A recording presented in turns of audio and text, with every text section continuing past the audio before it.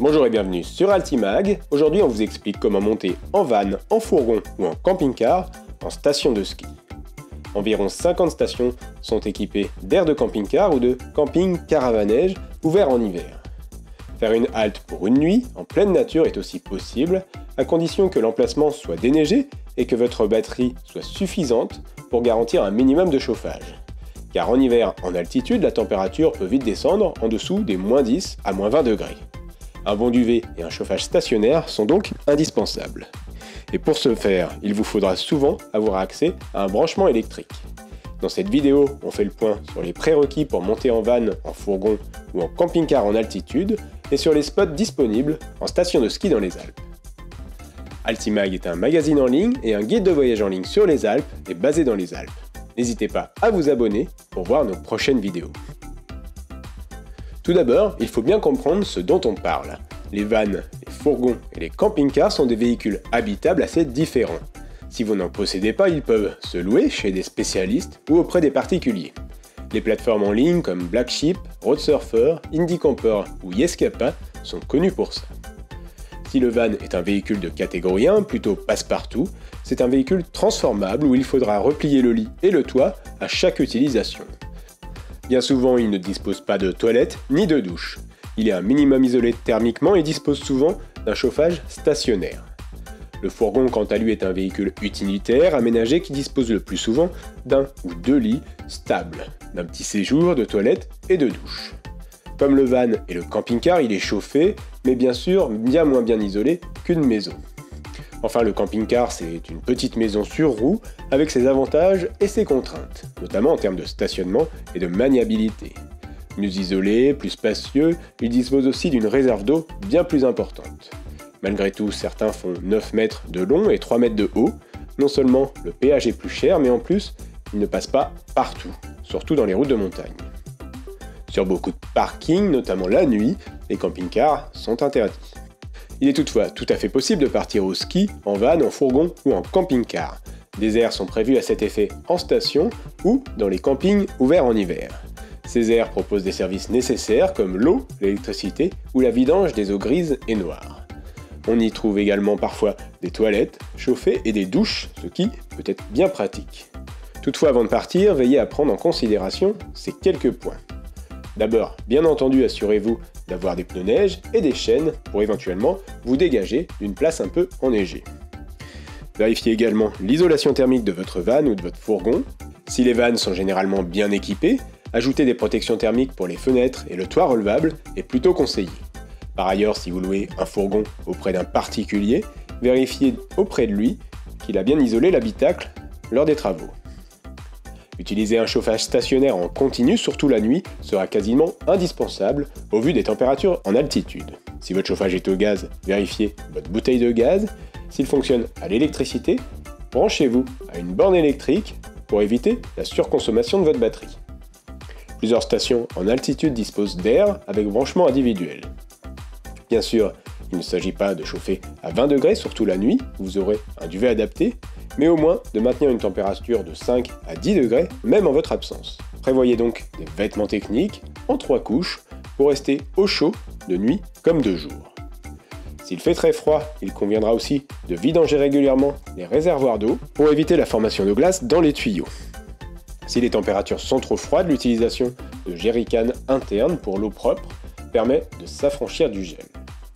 Enfin, s'il neige, pensez à déneiger régulièrement le véhicule pour éviter d'endommager le van et de bloquer des équipements comme le toit ouvrant. Même si c'est tout à fait accessible, partir en altitude ne s'improvise donc pas. Avec la neige, il y a beaucoup moins de spots accessibles qu'à la belle saison. Bien sûr, on peut partir plus bas que la limite de la neige pour camper au sec. Sinon, en altitude, les aires de service et les campings caravanèges offrent des services de qualité. Sanitaires chauffés, bornes électriques, animation, dépôt de pain et parfois même piscine et local à ski. En van, en fourgon, alterner entre camping et spots sauvages permet de varier les expériences et d'explorer des spots secrets. Cependant, en pleine nature, assurez-vous toujours d'avoir assez d'autonomie en eau, en énergie et en chauffage. Veuillez également à bien remporter vos déchets et à laisser la nature intacte. Les aires de camping-car sont des parkings améliorés qui permettent aux camping-cars de stationner avec quelques services allant de l'eau et de la vidange des eaux grises à la fourniture d'électricité et de sanitaire. Elles sont parfois gratuites mais souvent payantes, ce qui se comprend puisqu'un service est offert par la collectivité le plus souvent. Il s'agit parfois d'1 à 2 places, parfois de parkings d'une vingtaine de places, voire plus. On en trouve dans toute la France et dans de nombreuses stations de ski. Toutes les aires sont inventoriées sur l'application et le site de Park4Night. En station, nous en avons identifié plus de 50 du nord au sud des Alpes, notamment à Tignes, Valmorel, Valseny, Vénosque les Deux Alpes, Serre-Chevalier, Montgenèvre et Bonneval-sur-Arc. En complément, certaines stations ont mis en place des parkings dédiés sans service, comme à Chamonix, Avoria, Val-Louise, l'Alpe d'Huez ou le Reposoir. Avec l'abonnement payant de l'application Park4Night, vous pouvez d'ailleurs sélectionner les sites Caravanège. Dans les Alpes, selon notre inventaire, une quarantaine de campings ouvrent l'hiver pour le caravanège justement. Ils disposent en général d'emplacements pour camping-cars et fourgons aménagés et de locatifs en dur. Pour certains, les services sont nombreux, comme en plein été. On trouve aussi des animations, des espaces communs, des sanitaires chauffés avec sèche-cheveux, des dépôts de pain, des laveries et quelques piscines ouvertes en hiver, notamment à Pézé-Valandry, à Pralognan ou à Serre-Chevalier notamment.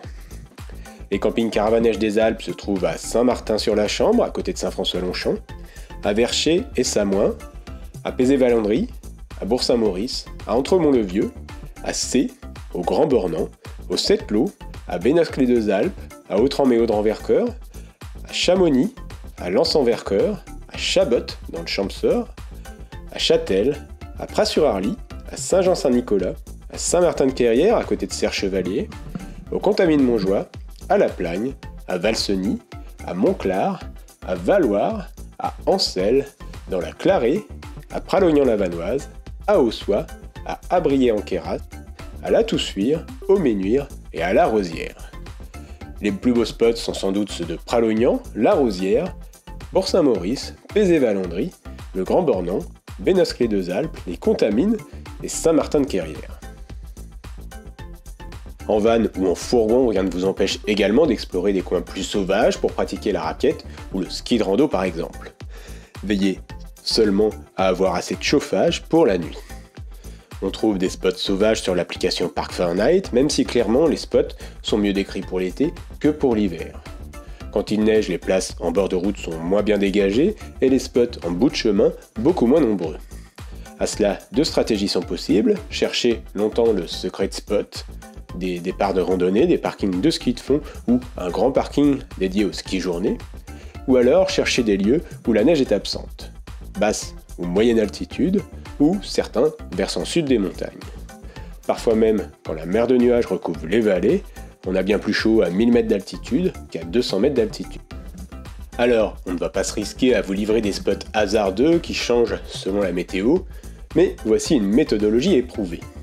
Repérez d'abord le territoire ou le type de territoire où vous voulez aller. Préalpes, Vanoise, Queyras, col en altitude, parcours de ski de randonnée ou de raquette. Regardez sur Park4Night si un spot est repéré, décrit, commenté. Si ce n'est pas le cas, ça ne veut pas dire que rien n'est possible. Un petit passage sur Google Maps vous permettra de visualiser un peu mieux le spot et d'imaginer comment le déneigement a lieu en hiver. Après, localisez 2 ou 3 spots de repli aux alentours si ce dernier est finalement impossible, occupé, risqué ou simplement interdit. Et let's go, c'est parti! Il y a de toute façon une part d'aventure et au pire, localisez un parking pour camping-car en vallée s'il y a besoin de se replier. Concernant les campings et pour certaines aires de camping-car, la réservation en hiver est vivement conseillée. Enfin, si vous pratiquez le van ou le camping-car en hiver, n'hésitez pas à apporter votre expérience en commentaire. Pour aller plus loin, n'hésitez pas à vous abonner à notre chaîne ou à consulter notre site sur www.alti-mac.com.